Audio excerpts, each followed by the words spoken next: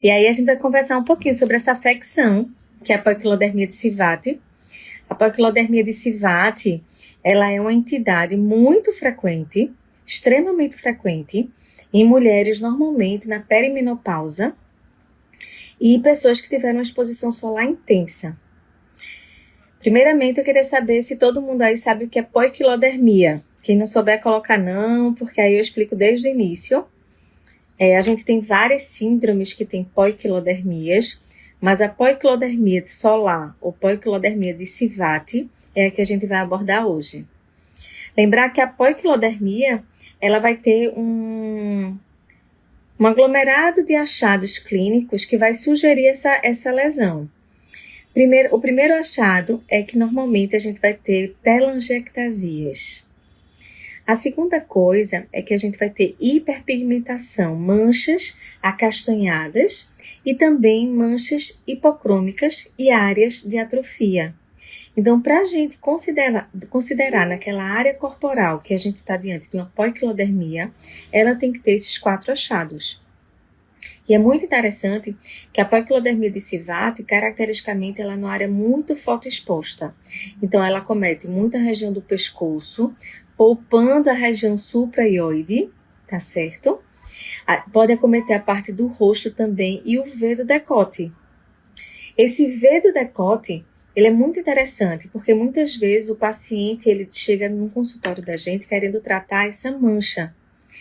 Só que quando a gente analisa, que a gente vai explicar ao paciente, a gente diz, olha, não é só uma mancha que passar um creme. Existe uma alteração vascular, existe uma alteração das fibras elásticas que a gente precisa conduzir.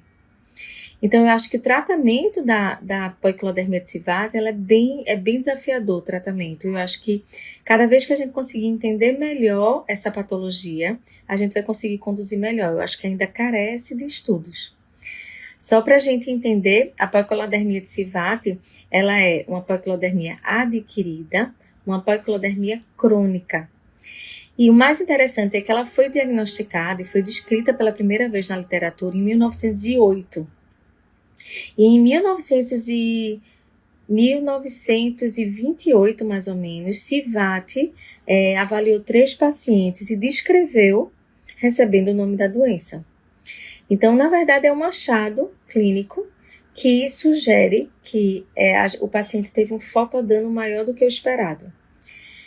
A gente acredita que a gente sabe que a etiopatogenia ela não é bem esclarecida, infelizmente, da poiquilodermia.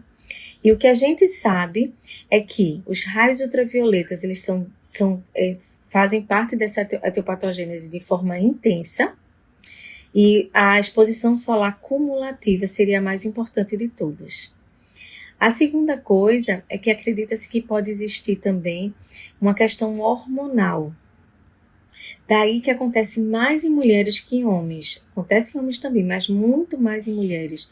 E existem estudos de, por exemplo, 80% dos pacientes selecionados foram mulheres e 20% foram de homens. Então, existe uma proporção muito mais alta em mulher e sempre muito na fase perimenopausa.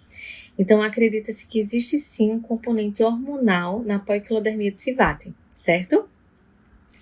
Uma outra coisa que se sugere, alguns autores defendem e outros ainda questionam um pouquinho, é a possibilidade do uso de cosmético nessa região cervical, uso de perfumes, uso de cremes que podem talvez fazer ou uma fototoxicidade ou uma fotossensibilidade, ou seja, uma fotoalergia, que pode favorecer essas alterações poiquilodérmicas. E acredita-se também que tem um componente genético. Então, a gente vai para o quadro comportamental, que é a exposição solar cumulativa. A gente vai para o componente hormonal, mais em mulheres da perimenopausa. A gente vai para um padrão de poiquilodermia de Sivate, que tem um componente de cosméticos, que podem favorecer. E o último seria o padrão genético. Houve já artigos científicos que descreveram, não são tantos, que, por exemplo, teve uma pesquisadora que ela avaliou 2 famílias e ela sugere que a poiquilodermia de Sivate também tem um componente genético autossômico dominante. Então, porque ela foi estudando famílias e foi em relação à exposição solar e o aparecimento das lesões.